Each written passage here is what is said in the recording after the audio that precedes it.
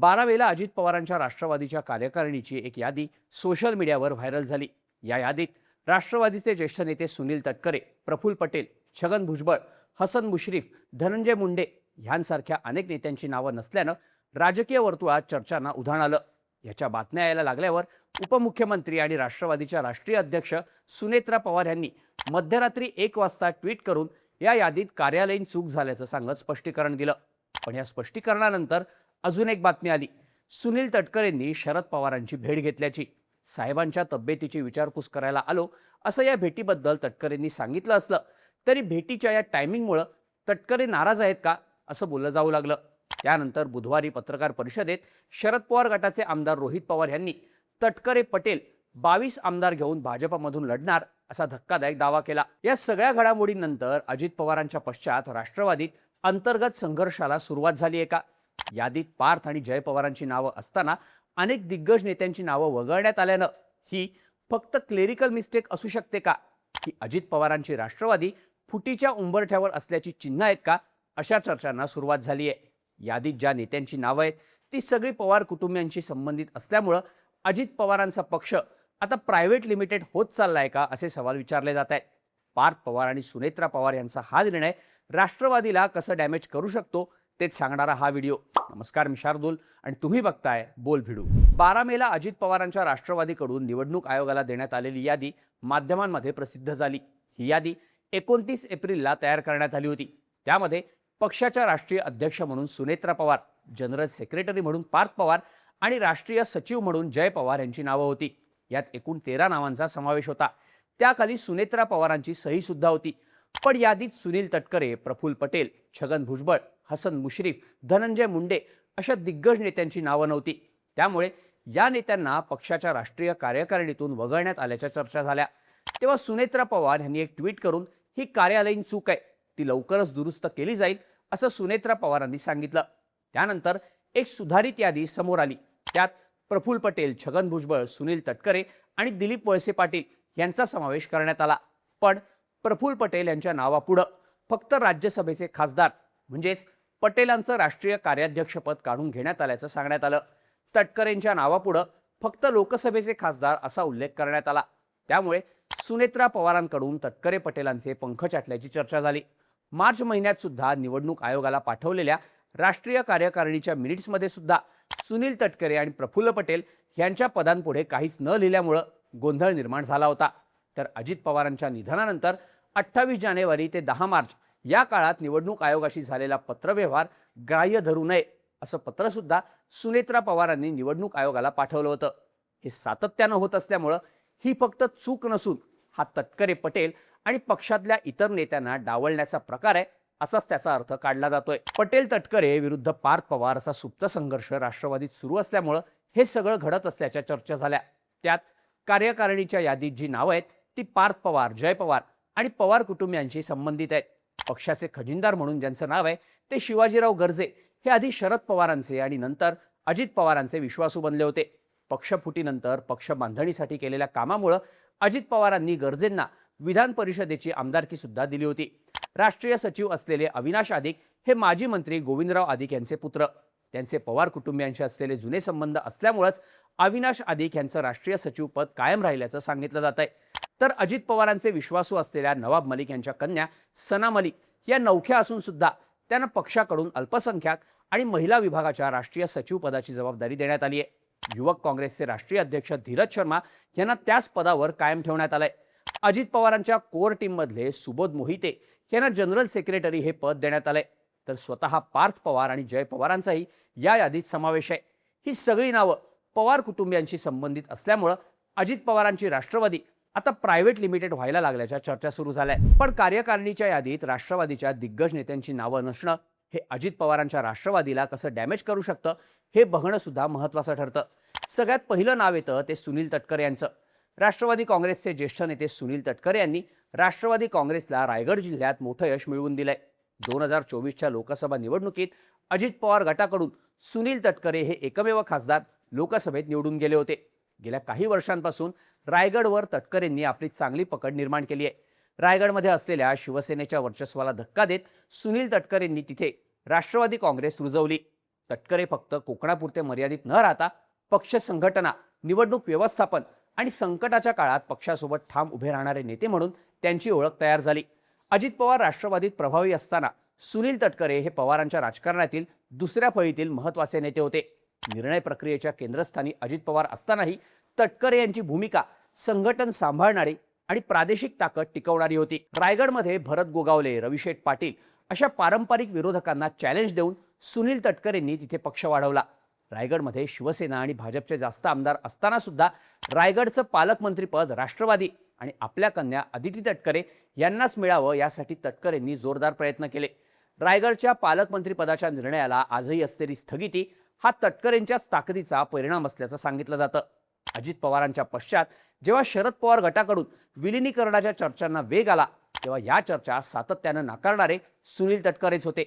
अजित पवारांचा पक्ष शरद पवार गटाच्या हातात जाऊ नये म्हणून तटकरेंनी प्रयत्न केल्यामुळेच विलिनीकरणाच्या चर्चांना ब्रेक लागल्याचं सांगण्यात आलं होतं. थोडक्यात पक्षाच्या संघटनात्मक पातळीसोबतच रायगड जिल्हा आणि कोकणात तटकरेंचा असलेला होल्ड हा राष्ट्रवादीच्या फायद्याचाच ठरलेला आहे. त्यामुळेच अजित पवारांनी त्यांना पक्षाचं प्रदेशाध्यक्षपद आणि राष्ट्रीय सरचिटणीसपद देऊ केलं होतं. पण आता त्याच सुनील तटकरेंचं नाव पक्षाच्या राष्ट्रीय कार्यकारिणीतून वगळण्यात आलंय. त्यामुळे जर तटकरेंनी राष्ट्रवादीची साथ सोडली तर त्याचं मोठं नुकसान अजित पवारांच्या राष्ट्रवादीला होईल असंच आता बोललं जात आहे. यानंतर राष्ट्रवादीच्या यादीतून वगळण्यात आलेलं दुसरे नेते म्हणजे छगन भुजबळ. शिवसेनेतून बाहेर पडून शरद पवारांसोबत गेलेल्या छगन भुजबळांनी राष्ट्रवादी काँग्रेसची ताकद वाढवण्यात महत्त्वाचा रोल बजावला. ओबीसी मतांची एकगठ्ठा ताकद भुजबळांच्या माध्यमातून राष्ट्रवादी काँग्रेसला मिळाली. एकीकडे भाजप माळी धनगर वंजारी असा माधव पॅटर्न राबवत आपली ओबीसी वोट बँक भक्कम करत असताना माळी समाजातून येणाऱ्या भुजबळांनी राष्ट्रवादी काँग्रेसला हा वोट बेस भक्कमपणे मिळवून दिला. नाशिक आणि उत्तर महाराष्ट्रात भुजबळांचा मोठा प्रभाव आहे. या भागात राष्ट्रवादी काँग्रेसला मजबूत आधार मिळवून देण्यात आणि निवडणुका जिंकून देण्यात भुजबळांचा असलेला वाटा मोठा आहे. तसंच भुजबळांच्या आक्रमक नेतृत्वाचा सुद्धा राष्ट्रवादी काँग्रेसला कायमच फायदा होत आलाय. गेल्या काही काळापासून छगन भुजबळ हे पक्षात नाराज असल्याच्या चर्चा झाल्या होत्या. अजित पवार हयात असताना सुद्धा छगन भुजबळांनी पक्षाच्या विरोधात थेटपणे भूमिका घेतली होती. 2024च्या विधानसभा निवडणुकांनंतर भुजबळांना पहिल्या मंत्रिमंडळातून डावलण्यात आलं होतं. यातून अजित पवार भुजबळांचे पंख छाटत असल्याचं बोललं गेलं होतं. पण संतोष देशमुख प्रकरणात धनंजय मुंडे यांचा राजीनामा घेतल्यानंतर अजित पवारांनी भुजबळांना मंत्रिपदाची संधी दिली. भुजबळांची वाढती नाराजी जास्त काळ परवडणारी नाही. त्यांच्यामुळे पक्षाची ओबीसी वोट बँक लांब जाण्याची शक्यता असल्यानंच अजित पवारांनी भुजबळांना मंत्रिपद दिल्याचं सांगण्यात आलं होतं. आता भुजबळ भाजपच्या जवळ जात असल्याच्या चर्चा असल्या तरी त्यांचं राष्ट्रवादीसाठी असलेलं महत्त्व अजित पवारांना माहीत होतं. त्यामुळेच त्यांची नाराजी दूर करण्यासाठी अजितदादांनी प्रयत्न केले. पण आता पुन्हा एकदा भुजबळांना जर सुनेत्रा पवार आणि पार्थ पवार यांच्याकडून डावलण्याचा प्रयत्न होत असेल तर भुजबळ आता थेट वेगळा निर्णय घेण्याची भूमिका घेऊ शकतात. तसं झालं तर राष्ट्रवादी काँग्रेस हक्काचा ओबीसी बेस गमावू शकतो असंही म्हटलं जात आहे. यानंतर यादीतून वगळण्यात आलेले तिसरे नेते म्हणजे प्रफुल्ल पटेल. एकेकाळी शरद पवारांचे अत्यंत विश्वासू म्हणून प्रफुल्ल पटेलांची ओळख होती. दिल्लीत प्रफुल्ल पटेलांना प्रतिपवार म्हणूनच ओळखलं जात होतं. शरद पवारांनंतर पक्षात राष्ट्रीय पातळीवर सर्वात जास्त ओळख असलेला चेहरा म्हणून त्यांनी पक्षाचं नेतृत्व राष्ट्रीय स्तरावर पोहोचवलं. पक्षफुटीनंतर त्यांनी अजित पवारांची साथ दिल्यावर अजित पवारांनी सुद्धा त्यांना राष्ट्रीय राजकारणात कायम ठेवलं. अजित पवारांनी त्यांची राष्ट्रीय कार्यकारी अध्यक्ष म्हणून नियुक्ती केली होती. मुख्य म्हणजे पटेल हे व्यावसायिक स्नेही नेते म्हणून ओळखले जातात. या दृष्टिकोनामुळे पक्षाला कॉर्पोरेट आणि व्यावसायिक क्षेत्राकडून पाठिंबा मिळण्यास मदत झाली. तसंच विदर्भात पक्षाची ताकद वाढवण्यासाठी भाजपला चॅलेंज देण्यासाठी प्रफुल्ल पटेल यांची पक्षातली भूमिका महत्त्वाची ठरत आली आहे. पण आता राष्ट्रवादीनं त्यांचं राष्ट्रीय कार्यकारी अध्यक्षपदच काढून घेतल्याच्या चर्चांमुळे पटेलांची नाराजी वाढण्याची शक्यता नाकारता येत नाही. यासोबतच राष्ट्रवादीच्या कार्यकारिणीत राष्ट्रवादीचे ज्येष्ठ नेते हसन मुश्रीफ यांचाही समावेश नाहीये. पक्षाचा भक्कम अल्पसंख्याक चेहरा म्हणून हसन मुश्रीफ यांची राष्ट्रवादी काँग्रेसमध्ये ओळख आहे. कोल्हापूरसह पश्चिम महाराष्ट्रात त्यांची चांगली पकड आहे. मुख्य म्हणजे कोल्हापूर जिल्हा सहकारी बँक, गोकुळ आणि साखर कारखान्यांच्या माध्यमातून गावागावात पक्ष संघटना मजबूत करण्यात मुश्रीफांचं योगदान मोठं आहे. बेधडक, बिनधास्त आणि आक्रमक नेते म्हणूनही त्यांची ओळख आहे. विरोधकांनी केलेल्या टीकेला उत्तर देण्यात हसन मुश्रीफ पटाईत आहेत. त्यामुळे मुश्रीफांना राष्ट्रवादीच्या कार्यकारिणीत स्थान नसणं हा राष्ट्रवादी काँग्रेससाठी मोठा धक्का ठरू शकतो. यासोबतच धनंजय मुंडे यांचं नाव सुद्धा या यादीत नाही. पक्षातला ओबीसी चेहरा म्हणून आधी शरद पवार आणि नंतर अजित पवारांनी धनंजय मुंडेंना पुढे आणलं. मुंडे भाजपमधून राष्ट्रवादीत आल्यानंतर पक्षानं त्यांना ताकद दिली.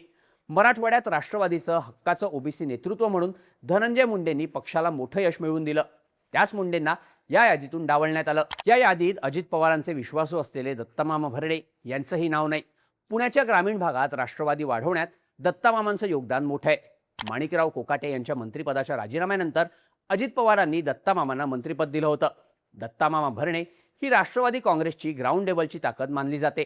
तळागाळातला लोकांशी थेट कनेक्ट होणारा नेता म्हणून दत्तामामा भरणे ओळखले जातात. मुख्य म्हणजे दत्तामामा भरणे हे धनगर समाजातून येणारे पश्चिम महाराष्ट्रातले राष्ट्रवादीचे प्रमुख नेते आहेत. ह्या भागात आता भाजपकडून गोपीचंद पडळकर यांच्यासारख्या नेत्यांच्या माध्यमातून धनगर वोट बँक आपल्या बाजूला घेण्याचे प्रयत्न सुरू आहेत. यामुळेच राष्ट्रीय कार्यकारिणीमध्ये दत्तामामा भरणे यांचं असणं हे अत्यंत महत्त्वाचं होतं. त्यानंतर उत्तर महाराष्ट्रातून येणारे राष्ट्रवादीचे प्रमुख नेते असलेल्या अनिल पाटील यांच्या नावाचा समावेश सुद्धा सुनेत्रा पवारांची सही असलेल्या या यादीत नाही. जळगाव जिल्ह्यात पक्षाला मोठा जनाधार मिळवून देण्यात अनिल पाटील यांचा मोठा वाटा आहे. पक्ष संघटनेत त्यांच्या कामाची पावती म्हणून त्यांना मंत्रिपद, मुख्य प्रतोदपद अशा जबाबदाऱ्या पक्षानं दिल्या होत्या. या सगळ्या नेत्यांचा समावेश राष्ट्रवादीच्या यादीत नसणं हे पक्षाच्या अंतर्गत निर्णयांचं अपयश असल्याचं म्हटलं जात आहे. राष्ट्रवादी काँग्रेसच्या पक्ष आणि चिन्हाचा निर्णय आजही कोर्टात प्रलंबित आहे. हा निर्णय घेताना पक्षाच्या राष्ट्रीय कार्यकारिणीचा मुद्दा महत्त्वाचा ठरणार आहे. पक्ष फुटीनंतर जेव्हा अजित पवारांकडून राष्ट्रीय कार्यकारिणीची यादी निवडणूक आयोगाला देण्यात आली होती, त्यात सुनील तटकरे, प्रफुल्ल पटेल या नेत्यांचा सहभाग होता. पण आता जर त्यांची नावं जर यादीतून वगळण्यात आली असतील तर कोर्टात युक्तिवाद करताना अजित पवार गटाला अडचणी येऊ शकतात असं बोललं जात आहे. या सगळ्यात रोहित पवारांनी केलेला दावा सुद्धा सगळ्यांचं लक्ष वेधणार आहे. तटकरे पटेल राष्ट्रवादीचे 22 आमदार घेऊन भाजपकडून लढणार असं रोहित पवार म्हणाले. यावेळी त्यांनी तटकरे पटेलांसोबत जाऊ शकतील अशा काही नेत्यांची नावं सुद्धा सांगितली. पण इतक्या मोठ्या प्रमाणावर जर नेते तटकरे पटेलांच्या नेतृत्वात भाजपमध्ये आले तर भाजपची ताकद कित्येक पटींनी वाढणार आहे. शिवाय या नाराजीतून जर हे नेते बाहेर पडले तर पक्षांतर्गत नाराजीतून त्यांनी वेगळा निर्णय घेतल्याचं भाजप सांगू शकते. त्यामुळे अजित पवारांच्या निधनानंतर त्यांचा पक्ष फोडण्याच्या आरोपांपासून भाजप वाचू शकते. स्थानिक स्वराज्य संस्थांच्या निवडणुकांमध्ये आलेल्या अपयशानंतर दादांच्या पश्चात पक्ष वाढवण्यासाठी सुनेत्रा पवारांना अशा मोठ्या नेत्यांची गरज असणार आहे. पण हेच नेते जर दुरावले तर त्याचा मोठा फटका राष्ट्रवादी काँग्रेसला बसू शकतो असंच आता बोललं जात आहे. याबद्दल तुम्हाला काय वाटतं? सुनेत्रा पवार आणि पार्थ पवारांचा हा निर्णय राष्ट्रवादी काँग्रेससाठी धोकादायक ठरणार का? ह्याबद्दलच्या तुमच्या प्रतिक्रिया कमेंट करून नक्की सांगा आणि अशाच माहितीपूर्ण व्हिडिओसाठी बोल भिडूच्या YouTube चॅनलला सबस्क्राईब करायला विसरू नका.